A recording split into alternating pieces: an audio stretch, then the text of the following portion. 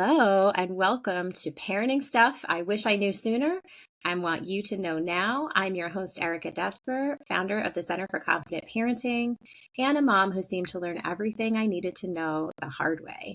I'm joined today by Kathrine Bright, the owner of KatFit LLC, where she empowers women to gain strength through motherhood by providing tools to redefine their relationship with their body and worth. Kat is mom to two young boys, a postpartum PTSD warrior, and a personal trainer specializing in women's health and fitness. Since having her second child, she has run 14 half marathons, 12 marathons, and 10 ultra marathons, although my list may be outdated. Wow. Kat, welcome. Thank you. I'm excited to be here. Yeah. Thank you so much for joining me. I feel like I'm in the presence of greatness. Yeah.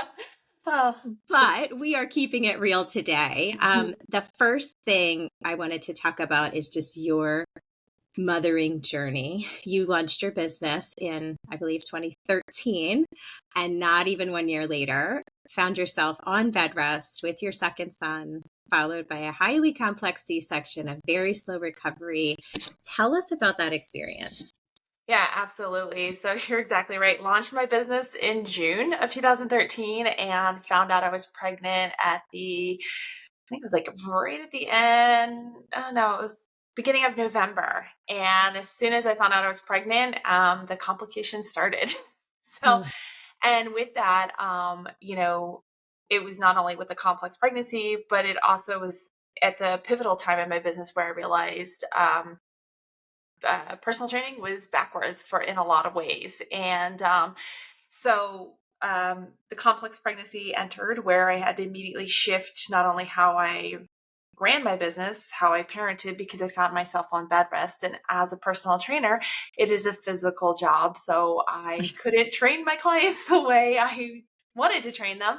Sure. Um, so that's where I call myself the OG in online personal training, because that's when I shifted all my clients to online training.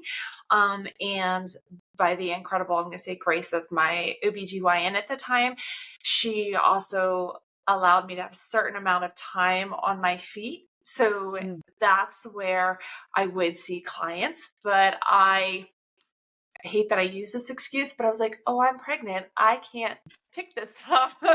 Even though I knew that wasn't the case, I just didn't at the time want to tell my clients that, hey, there's a chance that I could be admitted to the hospital and Sure. for the duration of a pregnancy. Like, so there was a lot of Mhm. that where how do I let people in, but keep people out. So yeah, the pregnancy, there was a lot of complications where I found myself on complete bed rest.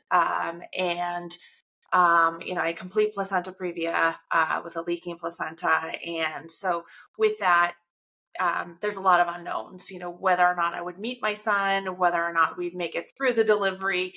Um, and so it was kind of like a day by day step of, okay, where are we at? How can we get to the next day? Knowing a majority of the things are completely out of my control, but what can I control and move Sure. forward? So it was, looking back, it was a time where a lot of stress, but a time that provided me a lot of insight on how I have a relationship with my own body, how I see the dynamic of that relationship with wellness with a woman in her body and what is dictated to us versus what we feel we have control over. And um, I hate to say it was a gift, but in a way it was that like a really dark time in my life that became a really good silver lining to see a lot of Mm. different things, um, and have that experience of being in a body that I had always was an athlete all the way through college. I know how to push myself, know how to challenge myself, but here I found myself in a body that was, doing its own things out of my own control. And I didn't know how to meet that challenge. And so And it gave being me, told not to push yourself at yeah, all. exactly. Like lay on the couch. And I'm like, I don't do that. I don't understand I that. don't. What are you saying? Yeah, exactly. And it was just like one of those things where it was like, okay, I have to get to know my body completely differently and learn how to Mhm. develop that trust with my body, where to be blunt, the pregnancy made me scared to challenge my body. I was afraid Sure. to move my body in a lot of ways because, it was, don't push yourself too hard because you're going to have contractions. Don't push yourself too hard because you could bleed out. Like all of these different scary things. And the whole part of like staying on bed rest was to keep me out of the hospital, Right. for as long as possible. Which in turn I would be able to spend more time with my older son. The baby would be able to continue to stay in utero and grow, and our chances of surviving would continue to go up the longer, I'm going to say, we stayed out of the hospital. So, yeah. Sure, sure. There's so much we could pick apart in there. Obviously, first of all, so glad it went the way that it did, and that you're able to look back now and see it on some level as a gift, although I'm sure very mixed feelings. Um, but I think, while your experience was so complex, and certainly not the norm, I think maybe all birthing mothers feel some of that to some degree of like the uncertainty and the not feeling like yourself in your own skin and needing to reprioritize and learn how to slow down and not push ourselves maybe the way that we did before. I know all those things were challenges for me, although I didn't come to them the same way that you did. Um, so yeah, that's just an amazing story. So as a mother, before we get to the business side of it, how do you feel? Obviously, you were a mother already before you hit the complexities of that. So you have that interesting shift. How did that change your mindset about parenting? How did it change your priorities there? It changed it in the way, I'm gonna say, that almost it forced me to slow down. Hmm. It forced me to um realize a lot of internal dialogue that I'm gonna say was, I don't know where it all derived from, whether it was just what I had heard about parenting and motherhood, and how, at the time when I had my older child, I was working I was a college track and field coach. So, I always kind of say I was 100% at work, 100% at home, and 0% to myself. So it really forced me to take a step back and realize, you know, um, it's okay if all I did that day with my son was watch him play blocks on the floor and I wasn't down there playing blocks. Or it's Mm. okay. And it taught me to, the metaphor that's always used is to really put my oxygen mask on first. Yeah. Because if I didn't take care of myself during that time and I didn't slow down, I don't know what the outcome could have been. But I mean, I may have been in the hospital earlier, and the 14 days that I did spend in the hospital, I saw how much of an impact that had on my older son, in that time. And, it was one of those where it like allowed me to see that it doesn't have to be the textbook, oh, I have to be hands on all the time. Mhm. It's okay for me to step back. It's okay for me to have boundaries. It's okay for me to be involved with my kid. It's okay for my kid to have boundaries and not be like, I have to always read the books. I always have to do every activity with him. I have to be present with him 100% of the time. It's like, no, we can coexist and be there and support and not need that 100% with me there all the time. Yeah, absolutely. Which brings me to one of my questions about some of the philosophies that, like you said, you're not sure where some of them came from, maybe athletic training, maybe just, media. But most of us have that some sort of internal dialogue in our head about how we should be and how we should look and beyond. Um, and I'm sure the dialogues are different when we are, single versus parenting. But let's talk about those problematic philosophies a little bit. The concept of bouncing back after a baby, being the Wonder Woman, doing it all by yourself, everything you did prior, and then now all the things that come with a baby, and pain being normal after a baby. Like, how would you? And you could wear both your mom hat and your professional hat here. What would you say about some of those philosophies? Oh my goodness, so much. But I'll put on my mom hat first. With my older son, I'm gonna say it was as close as a textbook, just whatever that is. It's like, a textbook pregnancy to delivery. And prior, I wasn't a personal trainer. I had not started my business. I was in college coaching. I knew a lot about, how to condition a body, how to strengthen a body, all of that. But the differences between that postpartum recovery and the one from a higher complex C-section and being on bed rest were Mm, totally different. And it is the mindset I had. With my first one, I was so steeped in the bounce back culture. I was like, 9 months in, 9 months out. At the 6 weeks, you should look like you shouldn't have had a baby, just mm, all of that. And it made me, oh my goodness, the most unhappy I'd ever been in my life with my body.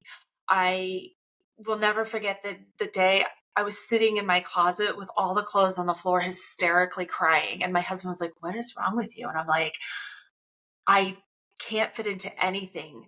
Like, I never had that problem of, I always worked out. I was an athlete, and it was just like, this was the one of the first times that I was like, I felt like I let myself down. I let myself go. That mythical, like, oh, you have a baby, mm, your body will never be the same. You let yourself go. mhm, And so that threw me into dieting and doing major, like, just drastic things that, looking back, I'm like, why did I do that? I was miserable. Um, where now when I work with clients and knowing kind of two different ways, I mm, always warn clients when they come to me, no matter where they're at in that postpartum journey, whether they had a baby 6 weeks ago or 6 years ago, it's we're going slow and we're going to work on shifting that mindset. It's okay to want to change your body. It's 1,000% okay to change your body, and it's 1,000% okay to be uncomfortable in your body. But what's not okay is to hate your body for it, vilify what you're mm, doing. But we have to meet ourselves with compassion and know that things may change, but you're still beyond capable of doing and achieving the things that either you once did or wish to achieve. Um, mhm, it's just going to look different, and that different is different for every person and unique to each person.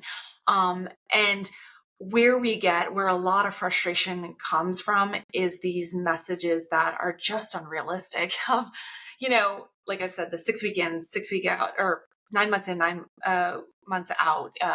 Once you get the 6 week clearance, you're done mhm, postpartum. No, it takes years, and that's okay. It's okay for things to take years, and it's actually better for these things to take years.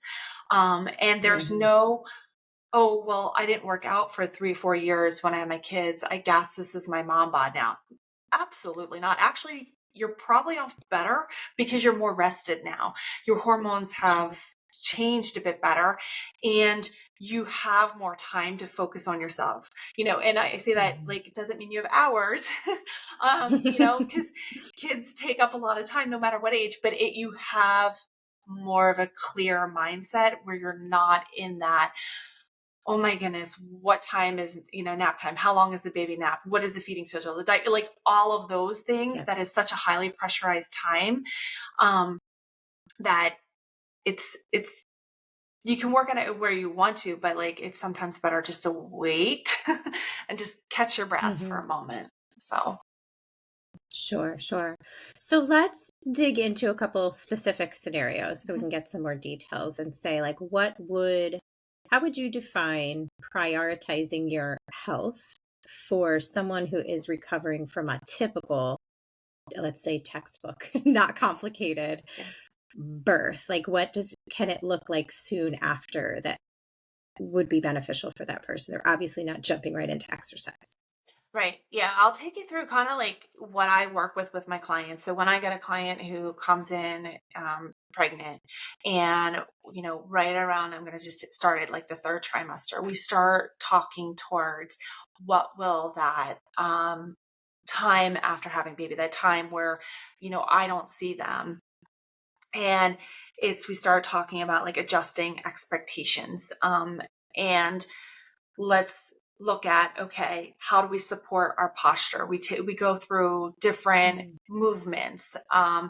You know, the bucket seats and carrying the baby are really rigorous. It's brutal on the posture. The textbook delivery, there's things that are going to shift. There's things that are aches and pains that are going to come up. You're going to be tired, which enhance um, the aches and pains. And then nourishing yourself. There's no time to eat half the time. Yeah. And so it's like demystifying, like, that's fine. If you just scrounge all day with food, that's okay. I just want food in your body. Food is calories. That food calories are energy, you know. And then when the baby comes, we're focused on breathing, allowing those muscles that have an in the core, core goes from neck to like mid thigh, not just six pack abs, but let's focus on breathing, allowing the neck and shoulders to relax. Let's rediscover pelvic floor, how diaphragm and pelvic floor are communicating to each other. And I tell them, like, bottle or breastfed, whatever method you're choosing to feed your child, that's a time where you can just kind of relax. And I just want you to focus on breathing with the child there in your arms, just focus on breathing. And that's all I really want in the first almost 12 weeks is just, let's just wake the body up. We're very gentle. We're focusing on, what do I need in this moment? Maybe it's lay down and close your eyes. And it doesn't matter that there's 10 loads of laundry staring your face, close your eyes. Because the more you can go internal, the more you can tap into what you need in that moment, the better you're going to serve yourself and meet yourself where you're at. And you're actually going to be able to do more than less. Like, you're actually going to feel more fulfilled because, again, that proverbial oxygen mask is on you and you're filling yourself up to serve yourself as well as others. Sure. Excellent. All right. And then how would that change if someone experienced a complicated birth like yours? Yeah, absolutely. So some of the similar tones, I would, with complex and in nature, I would say, the next step would be, I would have clients, and even if it's a textbook, check out a pelvic floor physical therapist. And then in the introduction of actually getting into exercises, it would really be assessing each individual where they're at. Even I'm going to just use a textbook C-section, unplanned or emergency, where there's no extra incisions internally or externally. It affects each person differently. So it's like, let me really, and again, it goes to, let's tune into your body. How are you feeling in these movements? Do they feel too aggressive? Do they feel just right? Or do you not feel them at all? Let's figure out and start to explore with how the body's moving, and wake up the systems, and I really stress my approach in postpartum is not weight loss. And even if any client comes to me, I'm going to use that, they've had a child and their children are grown and flown, it's not weight loss. It's looking at body composition change and gaining that strength to be able to be your best self, to, conquer and do the things you want to do. But looking at, like, okay, a walk is brilliant. Go out, move, walk. Maybe it's going up and down a flight of stairs, and we're just really focusing on that movement and easing some of that pain to get those tissues moving again. So it's, again, very on an individual basis, assessing where they're at and helping them articulate what is going on internally and what they're feeling like, and managing expectations. Sure. So it sounds like it's really a hard shift of not what your body looks like, Yes. but what Yes. it can do, what you need to give it so that it can do that, and how it feels. Exactly. And it is tough. It is an unorthodox aspect of looking at fitness and wellness, but it's one that will allow for longevity in that process. So, Sure. Yeah. And I'm a big fan of the bend before you break. I think for those of us that are used to like, go, go, go, I can't slow down, I can't be still, this is a waste of time, or whatever things we tell ourselves. You really can only do that for so long. So Yeah, it actually, long term, is much better to slow down and recognize all these things if you can, so that you can sustain it longer. Um, exactly. yeah. Okay. So let's say we're past this recovery period, and now we're just, I'm a mom, multiple young children. It is safe for me to focus maybe a little bit harder on the fitness aspect versus just the general health. Um, Clearly, and you touched on this before, parents of young children have very little time for themselves, whether that's true or whether it's our perception. Um, but like, what can it look like? What should it look like for a parent of multiple young children to prioritize their health and fitness? Yeah, I mean, and this is a great one. And I say one of the biggest thing is mastering adaptability. So when I'm programming for all my clients, again, it doesn't matter if their kids are pre-grade school or they're grown and flown. I work in ranges. So there's always timing options. And again, it starts from let's tune into what's going on inside, because whether your kids are pre-grade school or out of the house, our energy levels can change on every day. And so the more we can kind of tune in and like authentically understand what is going on inside me, the better you're going to be able to serve yourself and work up to that effort that day. So, looking at with a real a mom with a young family, it's okay, let's say I always start from a unicorn week. What is your unicorn week? What is your ultimate, like, if I could just get there, oh my goodness, like everything will feel amazing. Um, and then I plan for that, not with the expectation that every week is going to be that unicorn, magical, perfect week, but Sure. it allows me to build that scaffolding up for them. So just saying, okay, I want to work out 4 times a week at 30 to 40 minutes. Brilliant. Okay. We're going to start with 1 to 2 times a week and, 10 to 15 minutes. And oftentimes I will hear back from clients, well, I know I can do more. I know you can do more, but let's set ourselves up for success. Like, this is Mm, not a like, oh, I don't think they can handle this. This is like, hey, you know what? I know mom life. I'm still mhm. living mom life, even though my kids are in grade school. If I plan also all of my workouts in ranges, and with the understanding that life is lived not in plan A but more so in plan B through Z, but closer to X, Y, Sure. and Z, like that's how it gets done. And so I say, let's start here. If you find, and I always have the option, I said, hey, if you want to fit a third one in, boom, repeat this workout. Mhm. um you know kind of to be that cliche, it's that principle of less is more. And I want to meet the clients exactly where they're at, because in the fitness industry, it's kind of touted, if you're, go big, go home. And if you're not working out every day, are you even, working out? Like, it's Right. one of those where it's this big like idea of perfection and consistency is showing up every single day and never missing a workout.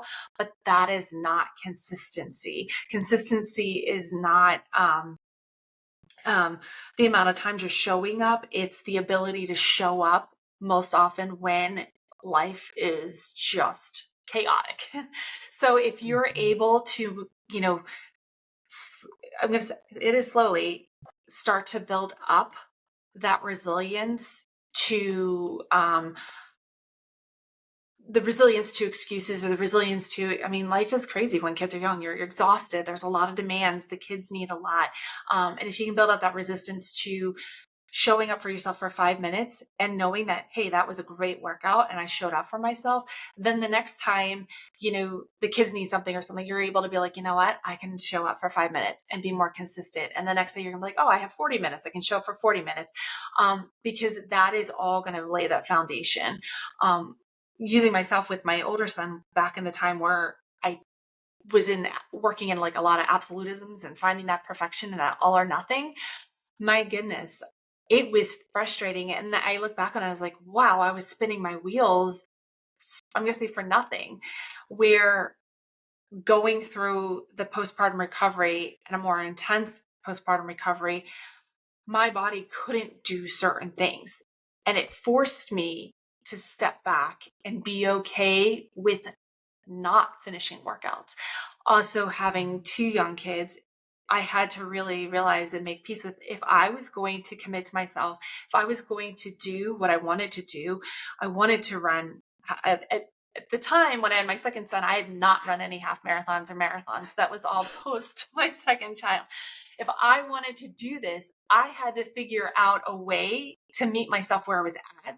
As uncomfortable as that was to realize I don't have time to train like the pros or like other people, because my 24 hours is totally different than their 24 hours. And so how do I get that done? And that's from developing that flexibility and that adaptability with being okay with showing up and leaving reps on the table, leaving miles on the trails, leaving, workouts undone, knowing that I gave my best effort that day, and that was going to lay the next brick to build me up to the next level. I love that. And I'm so glad you mentioned the all or nothing mentality, because I did want to get to that. That's a hallmark of my former self. I haven't solved, but I'm still working on. I just think it's so, if that's our mentality, it's so easy to say, well, I didn't eat breakfast, and for lunch I ate the crust off their sandwiches and didn't get to my workout today. This day's a wash.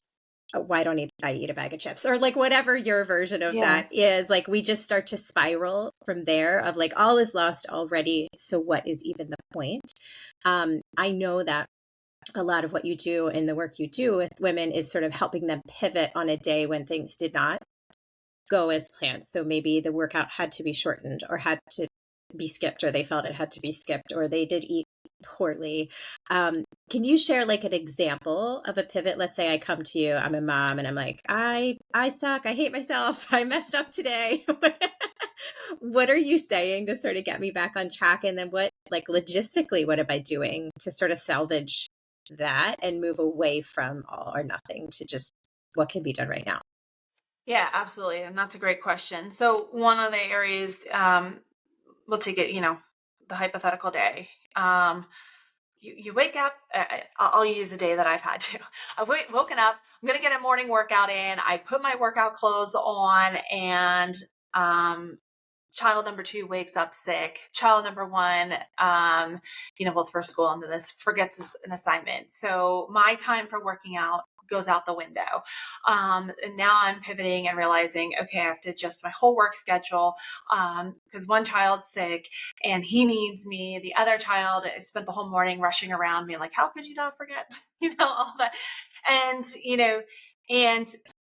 it's lunchtime. I haven't eaten, and I'm in the pantry grabbing things, and I'm still in my workout clothes in that, like, oh my goodness, I still haven't worked out. Are you kidding me? I sat on the couch this morning and just cuddled my kid. Like, so in those moments, and when clients have that, I stop and say, okay, what do you need most at that point? And sometimes, and this is hard because it's not like, okay, do this and then this will happen. There's no clean little like solution. It's, what is your body needing most? And kind of go from there. So I would say mobility. If there's anything you can do for yourself, mobility. My clients all have access to like a mobility library, and it doesn't have to be much. You can, do it in pajamas or whatever you're wearing, and just do some mobility and maybe breathing for just a moment, and just checking in with your body. And then I also tell them, like, repeat to yourself that, you have enough, you do enough, and that you are enough. Because too often when we go down the shoulds and the coulds, and if I'd only planned better, just all of that doubting ourselves and piling on the guilt, it's coming from a place of scarcity. And that's where you're falling into that I must be perfect, or that comparison trap. Even if it isn't another physical person, it's a hypothetical situation of, well, if I plan better, if my kid didn't get sick, if this didn't happen, therefore I could. But that's not how life works. And that's not how fitness works. So allowing yourself to say, I am enough. I'm doing enough. I have enough. It seems like, oh, well, that's just a silly little mantra, but it allows you just to take a moment and just shut down that spiral. And then I say from there, be like, what is the next thing I need to do to fill my cup? And whatever that is, maybe it's having a donut.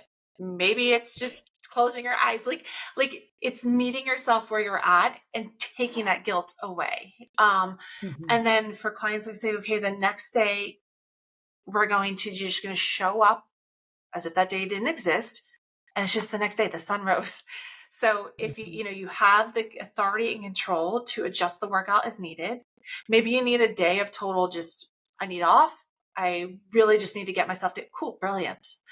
You're going to keep progressing, because where we shut ourselves down is that guilt and shame and thinking if it's not perfect or holding us to the unrealistic standards that prevents us from really reaching not just our full potential, but taking action. It cripples us. And so it's that in my little mantra, as I'm always saying, I'm like, take the next step. You can always take the next step. That next step doesn't mean you're leaping mountains and going, super far, but it's just, what action can I take? And I always tell clients, I'm like, don't measure it big or small. It's just you're taking action. Maybe, I'm just going to use a donut. I don't know why donuts are on my mind, but maybe eating a donut is just really what you need in that moment. Well, cool. It's still food. Food is food. Maybe it's, I need to close my eyes because I have been running around dealing with a kid with a stomach bug, because that's never fun.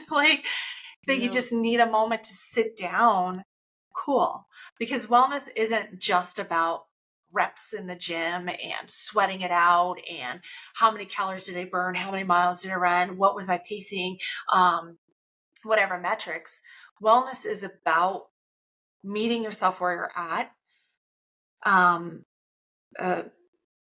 balancing stress, mitigating the stress, and calming the central nervous system. Because when you are super frazzled and fried and your nervous system is on the fritz and you're exhausted and you're like, if I could just get that one workout to relax, your body doesn't distinguish the difference between good stress, bad stress. All it knows is stress. So sometimes it's regulating a dysregulated system to be able to start to work on strength, start to work on the other things. And so that's where I kind of take clients and they're like, okay, we need to tune back in.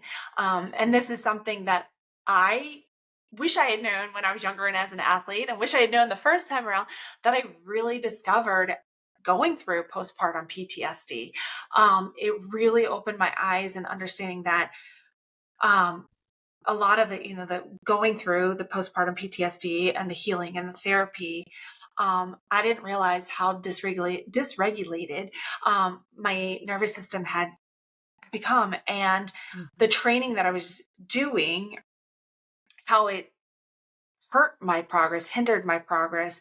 And until I actually scaled back and tuned into things like, okay, coming from a place of compassion and enoughness, and looking at my rest, looking at, am I actually eating? Am I finding, am I fulfilling my basic needs? We do this for our kids. We wouldn't think about having our kids up all night, or, if our kids get a poor night's rest, we fulfill their needs. We help them, but there's no one there for us to do that. And that's what I help a lot with my clients is like, hey, you're a whole incredible person. Yes, I bring all the strength training and help you work with that. But if you're not able to be whole coming into it, this part isn't going to work. And I want it to work together. So that's where it's like, okay, kids get sick. Yes, it sucks. So here's how we're going to work on this. I want you to focus on rest, good food.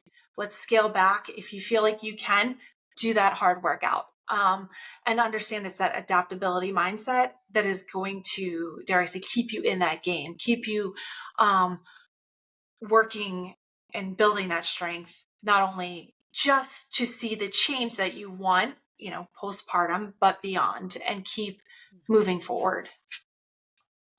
That's excellent. And I know I run into this a lot with, obviously, I help families solve sleep struggles in their babies and children. And we parents tend to have the same all or nothing mentality of like, that nap didn't go well. And now the sky is falling, right? Like Yeah. they'll never sleep again. All is lost. It's going to ruin everything. And certainly some of us have sensitive kids where it does feel like it ruins everything for a Yeah.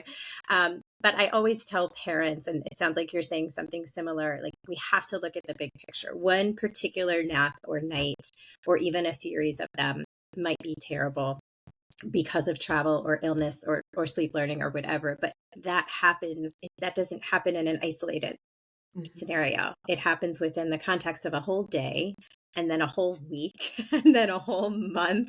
So we will go on from there. There will be other opportunities for, sleep to recover, the totals to go back up. So we're going to have these things sprinkled in, but as long as the bigger picture is focused and going the way we want it to be, it is still going to get us where we want to get to, and it's going to iron out. So it sounds like you apply a similar philosophy of looking at the big picture. Yeah, absolutely. Yeah. And that's, it's huge. It is peeling back and looking at that bigger picture, because life happens so fast, and, one missed thing can feel alarming. And, Mhm. I'm brutally honest with my clients. I have to sit myself down too and be like, okay, just because you missed one workout does not mean your entire training plan is up in smoke. Like, Right. it's just, Right. it's the more you can kind of like step and look at that micro and then go to the macro and like just Mhm. shift it helps a lot. And it's not done overnight. It really is not. And that's the Yeah. part, especially in my area, and I'm sure you see this in your areas, like that's the hard part to show. It's not fun or flashy on social media. Like no one, Right. like it's hard to convey that aspect of, it's bigger than just doing the thing. So Yeah. Now I didn't prep you for this question, so hopefully, hopefully you can roll with me. As we're talking, I'm just thinking, do you mind sharing a couple of ways that you or even your clients have found ways to incorporate, because our time is so limited? Um, how are parents fitting this in? Like, is it a matter of just you got to wake up earlier than your kiddos or stay up later than your kiddos? Like, what are some like tangible ways we can find time or make time for ourselves? yeah, absolutely. So um I've seen a lot of ones, and ones that I love when my clients kind of say, hey, I tried this. Is this still an effective workout? I'm like, did you feel great after it? And they're like, yeah. I'm like, it was. So, and again, um, you know, so a couple things is some clients find it easier, and whether I build it into their plan this way or not, is breaking the workouts out. They're like, I can do the full workout, but I don't have a full complete 30 minutes. I have Mm, 10 minutes here, 10 minutes here, and 10 minutes here. Brilliant. Okay. If you are in the capacity and you feel like you want to break it out, not everybody likes to spread it out for the day. Um, Brilliant. Do that. That is a method that works for you. It sets you up for success. Is it a long term method that is going to be there? Probably not. I'm sure, as anything, life changes. 30 minutes may be able to be more consecutive than broken up. Perfect. It's something that I use, and I always say, like, the more tools in your toolbox, the better. mhm. So that's one. Another one is, and this is one I played a lot with my kids. And it was Simon Says. And so I made a whole game, because working out with your kids, I'm going to be blunt here, can suck. Honestly, I hated it when my kids were little. I'm just going to be transparent here. But I had to learn to love it, because I hated it because it's like, this is my time. I want my workout, and I don't want to have to Mhm. stop to, I don't know what, or get so mentally out of my workout that I was so just like, I don't feel like starting it again, or, so that's where I was like, oh, we'll play Simon Says. Cause they would just wanted to be with me. So we play Simon Says and I would do the movements. I wouldn't even count sets or reps. It was what it was. It was, I knew my workout and we just did. And, it was what it was. So that's another one. The other one is, depending on ages of kids, go run around with kids in the backyard or the park. You know, that is movement. That is play. That is fun. That is a great cortisol release. Like go, and you're spending time with your kids. So you're not only getting it all, you're getting movement. You're, outside, It's a you're win-win. enjoying time. It's everything. Yeah. And does that count for a workout? Absolutely. The other thing is, I kind of say, okay, I do this where I want to just get a little bit more movement in a day, or maybe a day where I've had no movement, because of life, is I set a timer. I'm not always strict about this, but all those little odds and ends where they need to be distributed to all the different places. And I just move, not at a certain pace. It's not like I'm running around the house. It's, okay, this needs to go here. I go walk there, maybe at more of an intentional pace. The playroom needs to be cleaned up. So lunges to pick up all the toys, and stack things up, squatting down or a deadlift, it doesn't matter if there's no weight in your hand. That is a rep. You're getting the body pattern there. That's getting that movement in. So it's thinking a little bit more out of the box with gaining the movement and breaking the mold of, I need to be in workout clothes. I need to be in a gym setting to get a workout. Absolutely not. I mean, cleaning a house is a workout. Doing yard Oh work yeah. is a workout. Washing the car is a workout. And I would say, get off the bench or whatnot at a park, go run with your kids, move with them. Playground equipment is not set up for adults, let me tell you. So running through that is not as easy. So, Maybe if they're my size. oh my goodness. And the kids are quick through that. I'm like, oh my goodness. And I'm like, I can't think. Mm. They're like, Mom, hurry up. I'm like, I can't. So chase them around from the ground on the outside. But yeah, or go to a nature trail and, do Simon Says there too. We always say like, just trying to think a little bit more outside the box with it. And a little less formal. Yeah. I'm also famous for like, well, that doesn't count because I wasn't intending to work out in my workout clothes at a formal place, which when you step back doesn't make a lot of sense. Those are great, great ideas. Awesome. So that was all super helpful. I hope our listeners find it helpful. I like to ask all my guests the same question at the very end. There are so many things that I wish I had known sooner that I found out along the way. So maybe this is something we already touched on that you want to emphasize or something we skipped over, but what is one thing about parenting that you wish you knew sooner and you would like our listeners to know now? Oh, yeah. This is one, is allow yourself or give permission to yourself, permission to have boundaries, permission to not do, permission to maybe do, but it's with the mindset of don't wait for somebody else to give you permission for your needs to be met. Give yourself permission for you to meet your own needs on your own terms, and know that it is completely okay. If you need a moment, give yourself permission. If you need to move your body, move your body. Don't wait for others to give yourself permission, because it won't happen and you'll wind up frustrated and spinning your wheels. So yeah, I love that. I love that. Kathrine Bright, thank you so much for joining me. I will be back soon with more stuff I wish I knew sooner. In the meantime, I'll leave you with my list of stuff I learned the hardest way. Number 1, accept help when it is offered.